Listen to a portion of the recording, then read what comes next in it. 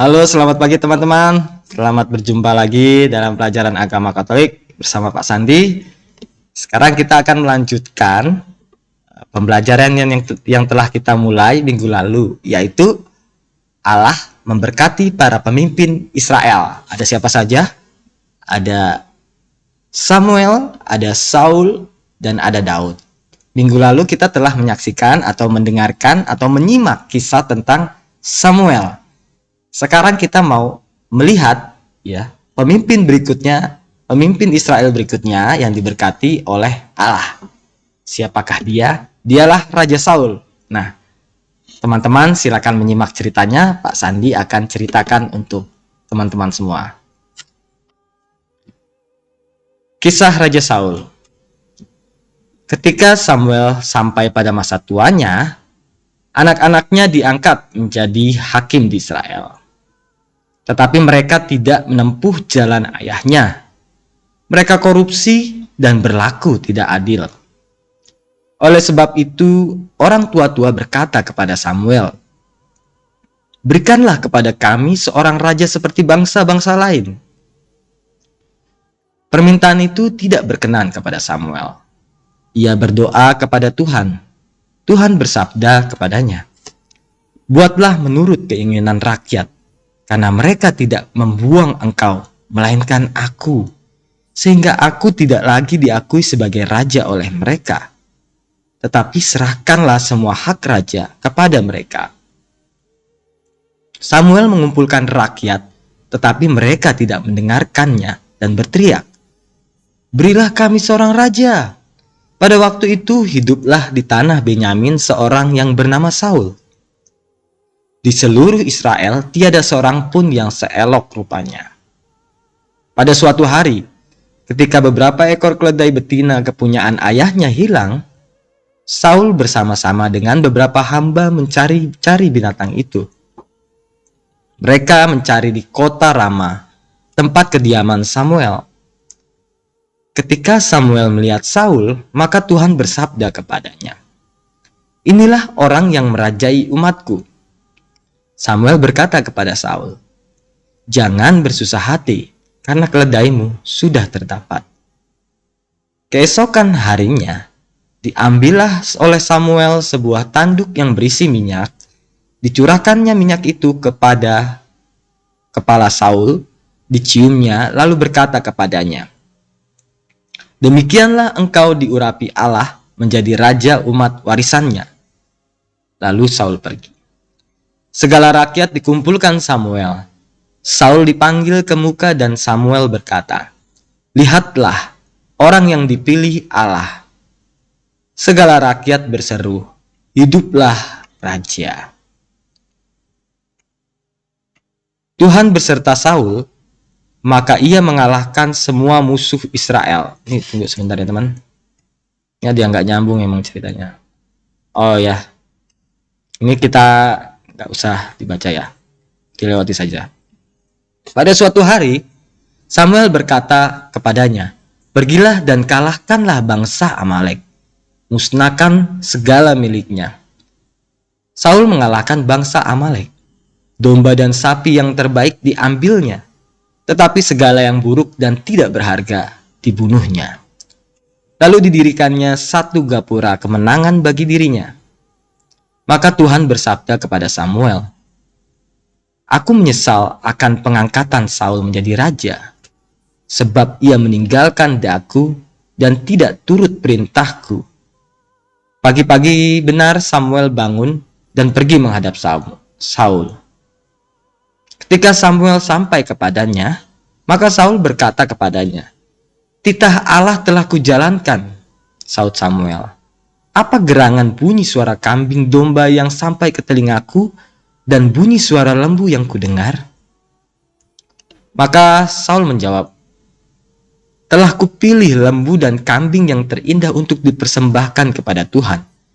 Maka kata Samuel, "Ketaatan lebih baik daripada persembahan. Oleh karena engkau melalaikan perintah Allah, maka Tuhan menolak engkau. Kamu tidak akan menjadi raja lagi." Kemudian Samuel meninggalkan Saul dan tidak bertemu lagi dengan raja sampai ia meninggal.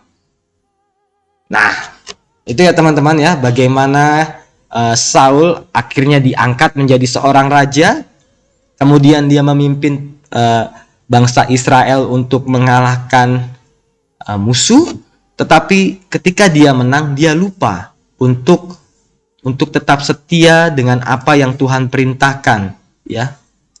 Dia lupa. Ada kesalahan yang dibuat oleh Saul. Nah, itulah tugas kalian ya, untuk mendalami kisah yang tadi Pak Sandi bacakan atau ceritakan. Silakan teman-teman jawab pertanyaan ini ya. Jawab pertanyaan ini. Tapi sebelum menjawab pertanyaan ini, silakan baca dulu sekali lagi ceritanya. Kemudian jawab pertanyaan ini ya. Atau dengarkan kembali cerita tadi ya. Ulang lagi, dengarkan cerita tadi. Lalu silahkan jawab pertanyaan ini. Itu ya teman-teman. Kemudian setelah menjawab pertanyaan ini, difotokan, dikirimkan ke WA Pak Sandi ya. Jadi ini tugas kita untuk hari ini. Nah, kita sampai kepada refleksi. Ya, apa yang mau direfleksikan dari kisah Saul tadi? Kekuasaan mutlak hanya berada di tangan Allah.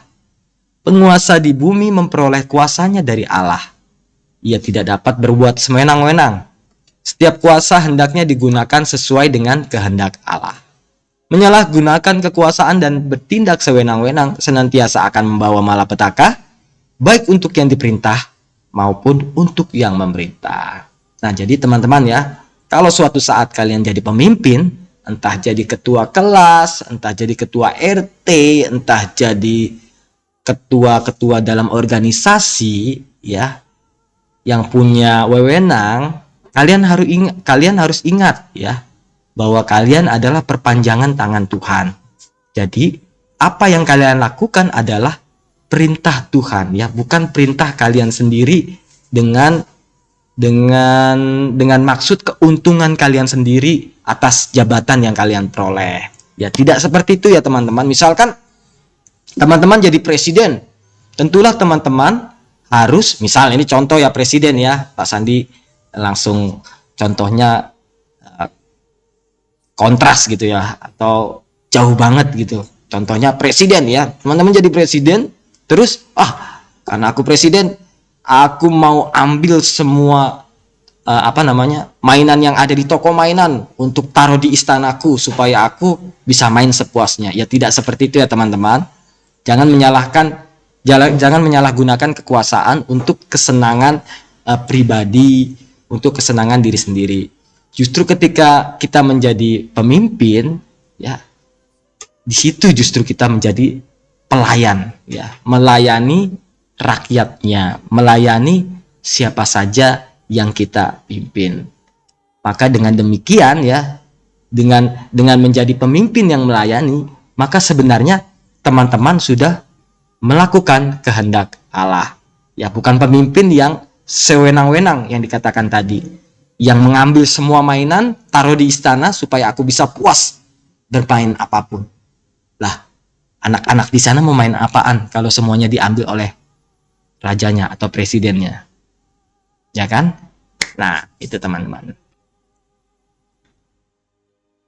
Makna kisah Samuel dan Saul ya. Ini banyak ya, banyak nanti akan teman-teman dapatkan ketika teman-teman menjawab pertanyaan-pertanyaan ini. Nah, cukup dari Pak Sandi teman-teman ya.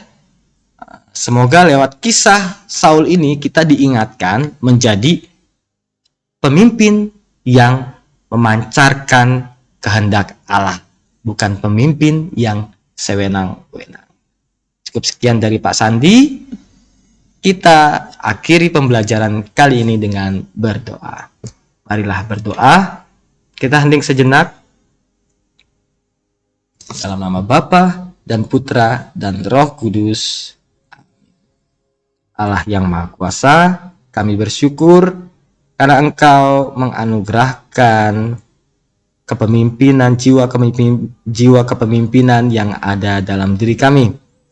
Semoga kami kelak suatu saat dapat menjadi pemimpin yang berguna bagi gereja dan negara. Mampukanlah kami di hari demi hari, terutama untuk menjadi pemimpin diri sendiri, membawa kami yang selalu taat kepada kehendak-Mu. Terpujilah nama-Mu, demi Kristus Tuhan dan pengantara kami. Dalam nama Bapa dan Putra dan Roh Kudus. Amin. Sekian teman-teman, sampai jumpa. Dadah.